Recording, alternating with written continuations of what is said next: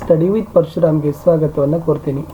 ಅಧಿಗಮ್ ಪುನಃ ಪ್ರಾಪ್ತಿ, ಅದನ್ನೇ ಕನ್ನಡದಲ್ಲಿ ಕಲಿಕಾ ಚೇತರಿಕೆ ಅಂತ ಕರಿತೀವಿ. ಇವತ್ತು 7वीं ಕಕ್ಷಾ ಹಿಂದಿ 7ನೇ ತರಗತಿ ಹಿಂದಿಯಲ್ಲಿ सीखने के प्रतिफल 12, ಕಲಿಕಾ ಫಲ 12, ಗತಿವಿಧಿ 2 के उत्तर ಚಟುವಟಿಕೆ 2, ಅದರ ಜೊತೆಗೇನೆ ಮೂಲ್ಯಾಂಕನ ಗತಿವಿಧಿ ಇದೆ. ಮೌಲ್ಯಮಾಪನ ಚಟುವಟಿಕೆಯಲ್ಲಿರ್ತಕ್ಕಂಥ ಪ್ರಶ್ನೆಗಳಿಗೆ ಉತ್ತರಗಳನ್ನು ತಂದಿದ್ದೀವಿ. ಇದು 7ನೇ ತರಗತಿಯ ಹಿಂದಿಯ ಕಡೆಯ ವಿಡಿಯೋ, ಲಾಸ್ಟ್ ಆಗಿರ್ತಕ್ಕಂಥದ್ದು. ಓಕೆ, ಹಿಂದಿನ ವಿಡಿಯೋಗಳನ್ನು ನೋಡದೇ ಇದ್ದರೆ ವಿಡಿಯೋದ ಡಿಸ್ಕ್ರಿಪ್ಷನ್ ಬಾಕ್ಸ್ನಲ್ಲಿ ತಮಗೆ 7ನೇ ತರಗತಿಯ ಹಿಂದಿ ಕಲಿಕಾ ಹಾಳೆಗಳ ಉತ್ತರಗಳು ಅಂತ ಒಂದು ಪ್ಲೇಲಿಸ್ಟ್ ಲಿಂಕ್ ಇದೆ. ಅದನ್ನು ಒತ್ತಿದರೆ ಸಾಕು, ತಾವು ಹಿಂದಿನ ಎಲ್ಲ ವಿಡಿಯೋಗಳನ್ನು ನೋಡ್ಬೋದು. ಸೊ ದಯಮಾಡಿ ವಿಡಿಯೋಗಳನ್ನು ಲೈಕ್ ಹಾಗೂ ಶೇರ್ ಮಾಡಲು ಮರೆಯದಿರಿ.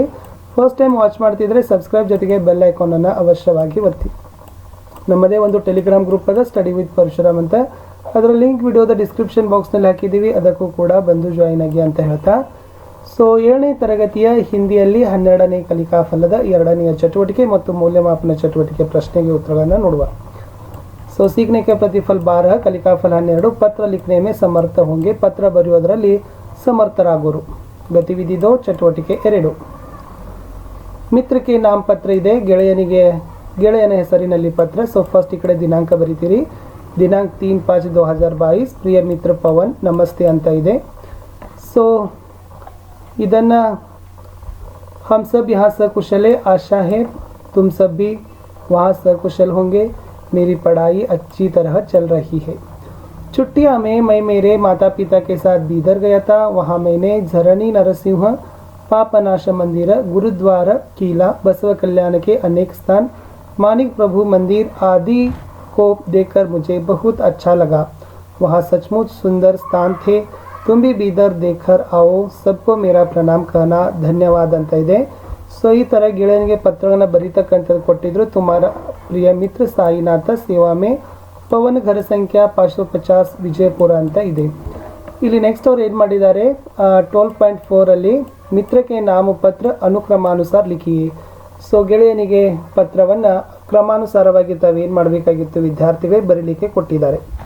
ಸೊ ಫಸ್ಟ್ ಸ್ಟೆಪ್ ಏನು ಬರಿಬೇಕು ಅಂತಂದ್ರೆ, ಎಸ್ ಮೊದಲನೇದಾಗಿ ತಾವುಗಳು ಬರೀತಕ್ಕಂಥದ್ದು ಎಸ್ ಪ್ರೇಷಕ್ ಬರಿಬೇಕಾಗಿತ್ತು. ವೇದಾಂತ, ಘರ ಸಂಖ್ಯಾ 786, ಮಾನಿಕ ನಗರ, ಹುಮ್ನಾಬಾದ್, ಬೀದರ್ 0, ದಿನಾಂಕ 3/3/2022, ಪ್ರಿಯ ಮಿತ್ರ ಪವನ್. ಸೊ ಈ ಥರನಾಗಿರ್ತಕ್ಕಂಥ ಬರೆದ್ರೆ, ಸೊ ಮುಂದೆ ಏನು ಬರಿಬೇಕಾಗಿತ್ತು ಅಂತಂದ್ರೆ, ಎಸ್ ಸಪ್ರೇಮ ನಮಸ್ತೆ. ಪತ್ರದ ಮುಖ್ಯ ಭಾಗ ಏನಿತ್ತದು, मैं मेरे माता पिता के साथ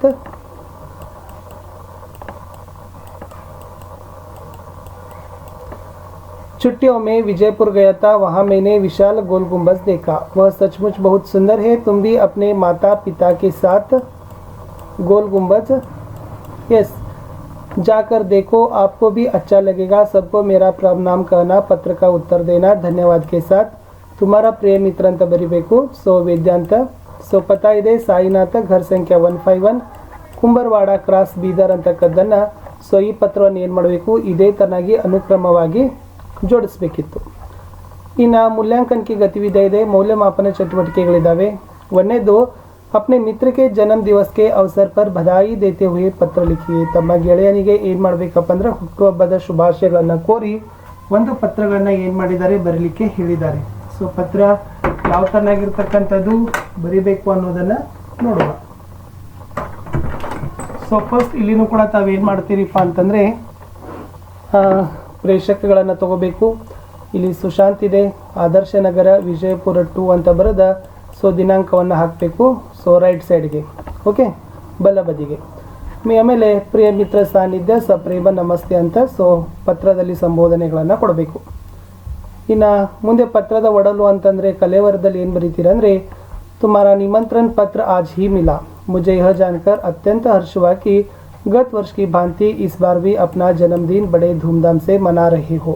मित्र, मेरी हार्दिक इच्छा थी कि मैं तुम्हारे जन्म दिवस पर उपस्थित होकर स्वयं बधाई दे और कार्यक्रम का आनंद लूँ, परंतु विवशता है कि उसी दिन मेरी बुआ की लड़की का भी जन्मदिन है. इस कारण आप समझकर मुझे क्षमा कर दोगे. आपको फिर से आपकी जन्मदिन की ढेर सारा शुभकामनाएं. ಧನ್ಯವಾದ ಸಹಿತ ಪ್ರಿಯ ಮಿತ್ರ ಸುಶಾಂತ, ಪತಾ ಸಾನ್ನಿಧ್ಯ, ವಿದ್ಯಾನಗರ್, ಹುಬ್ಳಿ 2 ಅಂತಕ್ಕಂಥದ್ದು. ಸೊ ಗೆಳೆಯನಿಗೆ ಜನ್ಮದಿನದ ಶುಭಾಶಯಗಳನ್ನು ಕೋರಿ ಏನು ಮಾಡಬಹುದು, ಈ ತರನಾಗಿರ್ತಕ್ಕಂಥ ಪತ್ರಗಳನ್ನು ಬರೀಬಹುದು. ಇನ್ನು ಎರಡನೇದಿದೆ, ಪढ़ाई के बारे में बताते हुए एक पत्र लिखिए, मित्र के नाम पत्र. ನಿಮ್ಮ ಅಧ್ಯಯನದ ಕುರಿತು ತಿಳಿಸ್ತಾ ನಿಮ್ಮ ಗೆಳೆಯನಿಗೆ ಒಂದು ಪತ್ರಗಳನ್ನು ಬರೀಲಿಕ್ಕೆ ಹೇಳಿದ್ದಾರೆ. ಸೊ ಇದು ಕೂಡ ಮಿತ್ರಕ್ಕೆ ನಾಮಪತ್ರ ಇದೆ. ಸೊ ಗೆಳೆಯನ ಹೆಸರಿನಲ್ಲಿ ಪತ್ರಗಳನ್ನು ಬರೀತಕ್ಕಂಥದ್ದು. ಏನೆಲ್ಲ ಬರೀಬಹುದು ಅನ್ನೋದನ್ನು ನೋಡುವ. ಎಸ್, ಸೊ ಫಸ್ಟಿಗೆ ಪ್ರೇಷಕ್ ಹಾಕಬೇಕು. ಸುಶಾಂತ, ಆದರ್ಶ ನಗರ, ವಿಜಯಪುರ 2, ದಿನಾಂಕ 2/1/2023 ಅಂತಕ್ಕಂಥದ್ದು ಇದೆ. ओके, सो ಮುಂದೆ प्रिय मित्र सानिध्य सप्रेम नमस्ते. मैं पिछले कई दिनों से तुमसे संपर्क करने की कोशिश कर रहा हूँ. यह मेरा दूसरा पत्र है. दरअसल मेरी परीक्षाएं आने वाली है और तैयारी भी जोर से कर रहा हूँ. ओके, मुझे ऐसा लगता है कि मुझे परीक्षा में इस बार अच्छे अंक प्राप्त हो सके. सभी विषय में अच्छी तरह से अध्यापक के मार्गदर्शन में तैयारी कर रहा हूँ. तुम भी आपकी पढ़ाई के बारे में लिखना. धन्यवाद सहित तुम्हारा प्रिय मित्र ಸುಶಾಂತ ಅಂತ ಹೇಳಿ.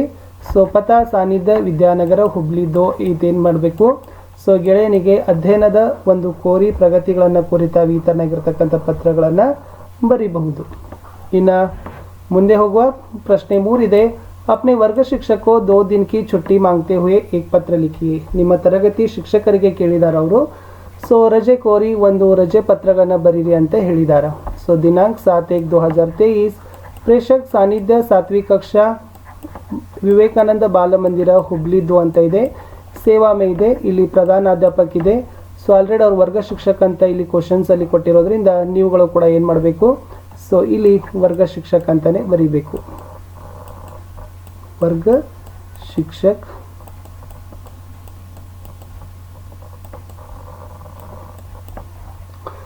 ವರ್ಗ ಶಿಕ್ಷಕ್ 7वीं कक्षा ಅಂತ ಕೆಳಗಡೆ ಸೇರಿಸ್ರಿ. 7वीं कक्षा, ವಿವೇಕಾನಂದ ಬಾಲ ವಿಕಾಸ ಮಂದಿರ ಹುಬ್ಳಿ 2 ಅಂತಕ್ಕಂಥದ್ದು. आदरणीय महोदय, विषय 2 दिन की छुट्टी हेतु प्रार्थना पत्र. उपयुक्त विषय के संबंध में आपसे निवेदन है कि मेरे भाई की शादी पुणे में संपन्न होने वाली है.